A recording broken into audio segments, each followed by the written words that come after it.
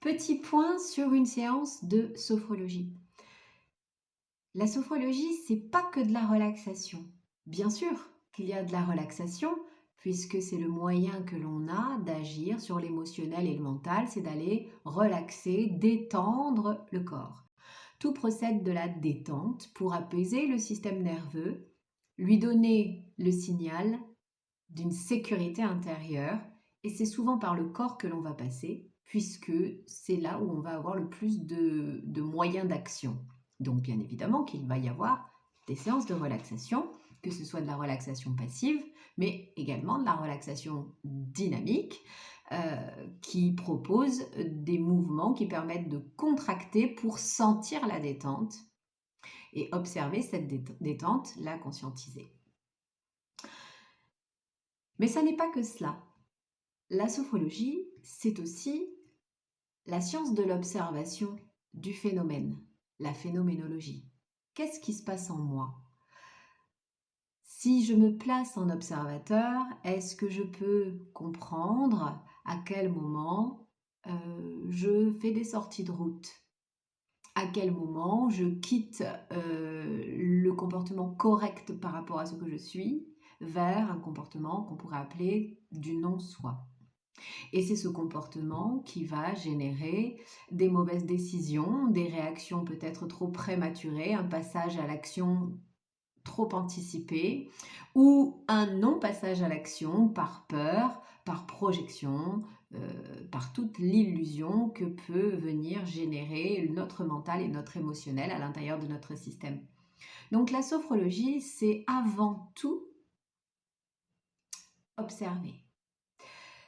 Observer comment ça se passe, de manière à prendre du recul avec ce qu'il se passe. Et déjà, en prenant ce recul, on n'est plus dans la crise, on observe la crise. Je sors de la crise, je me désidentifie de la crise par ce mécanisme, par cette action d'observer. Ce sont des choses qui se font de manière très simple et très naturelle en séance, puisque la personne vient et peut s'exprimer sur ce qui la dérange au moment où elle est présente, au moment où elle est assise dans le cabinet de sophrologie. Elle va pouvoir exprimer ce qui l'encombre, ce qui la bloque, ce qui la gêne, les émotions qui sont présentes et tout ce qu'elle ressent au niveau des émotions et puis les pensées qui lui traversent la tête.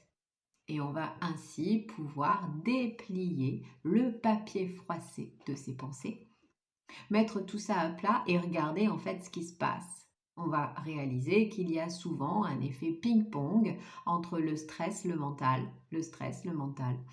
Et on va aussi observer d'autres mécaniques qui sont dues à des croyances limitantes, par exemple, des choses que on a validées comme étant vraies, mais qui nous polluent l'existence parce qu'elles nous limitent, elles nous contraignent, elles nous gardent dans un périmètre de sécurité qui n'est pas vivant et du coup on se refuse l'expansion. Et quand on se refuse l'expansion, il y a une partie à l'intérieur qui souffre et c'est celle-ci qui a besoin de se placer en observateur pour voir qu'est-ce qui souffre, pourquoi, qu'est-ce qui se tend, pourquoi, qu'est-ce que j'ai validé comme croyance, qu'est-ce que je m'interdis comme expansion. Ça, c'est de l'observation, ça, c'est une séance de sophrologie. On discute, on met à plat, on regarde de manière objective, sans banaliser les crises et la situation qui existe et qui est vécue. Donc on ne banalise jamais le vécu. Par contre, on peut regarder depuis quand est-ce qu'on a ce comportement ou ces réactions, depuis quand est-ce qu'on ressent ce mal-être, cet inconfort, depuis quand, mais aussi est-ce que c'est récurrent, est-ce que ça vient souvent, est-ce que je peux le retrouver plusieurs fois dans mon histoire, est-ce que mes souvenirs peuvent m'emmener à plusieurs endroits où j'ai déjà vécu la même chose au niveau de mon comportement, de mes réactions. Et puis, en dépliant tout cela, on va pouvoir mettre à jour ce qui limite, ce qui fait peur. Parce que la limitation vient de la peur. J'y vais pas parce que j'ai peur, je me retiens parce que j'ai peur. Et Et cette peur, elle va pouvoir être, dépliée et on va pouvoir regarder ce qui s'y passe. Et au fur et à mesure où on va observer tous ces mécanismes, eh bien, il va y avoir le phénomène de la détente, ça va apaiser le système nerveux, le corps va se détendre, et cetera. Une séance de sophrologie, ça commence d'abord par ça, c'est très important. On vient du coup, mettre l'accent sur la fameuse responsabilité. Je me responsabilise, je ne suis pas coupable de ce qui se passe en moi. Par contre, j'ai la capacité de regarder de manière objective. Ça demande beaucoup d'humilité, c'est vrai, mais ça paye, c'est très payant.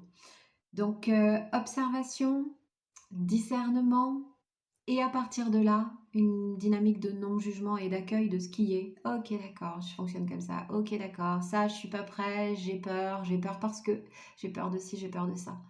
Et vous allez voir au fur et à mesure que la séance se déroule, la clarté s'impose, la clarté s'invite, la clarté mentale, puisque tout est déplié, puisque ensemble, on va pouvoir mettre en lumière, prendre, regarder, reformuler, essayer de voir, comprendre. Et du coup, cette clarté va dédramatiser, va permettre d'être moins aux prises avec la crise et l'illusion du danger immédiat ou l'illusion qu'on n'y arrivera jamais, qu'on s'en sortira jamais, suivant les problématiques avec lesquelles vous arrivez. Voilà, ça c'est pour vous dire que la sophrologie, ce n'est pas que de la relaxation effective je ferme les yeux, je me détends et je relâche mes chaînes musculaires, etc. Et puis je fais une visualisation de détente et d'autres choses qu'on peut proposer en conscience modifiée. Ce n'est pas que cela, c'est important parce que ça va venir vous aider à la fin d'une séance où le papier des pensées a été déplié, ça va venir aider à intégrer de manière naturelle les choses. Quand on a fini de discuter et de mettre à plat, il s'est généralement écouté au minimum 3/4 d'heure, voire 60 minutes. Et on sait que c'est au bout de ce temps-là que le corps et le mental est plus facilement disponible à une séance de sophronisation, c'est-à-dire de relaxation et de visualisation.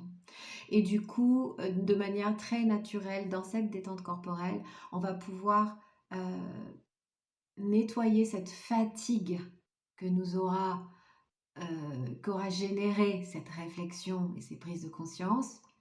Et dans cette relaxation, les choses vont pouvoir se déposer, hein. C'est un petit peu comme la sédimentation, une eau agitée avec de la boue à l'intérieur du sable. Et puis on va attendre et le sable va se déposer au fond. C'est ça que va vous procurer et mettre en place la relaxation à la fin d'une séance. En tout cas, moi, c'est comme ça que je bosse, mais généralement, c'est ça le protocole d'une séance de sophrologie. Donc voilà, c'était une petite vidéo informative sur comment se passe une séance de sophro et qu'est-ce que c'est vraiment que la sophrologie, quoi. J'espère que ça vous aura intéressé.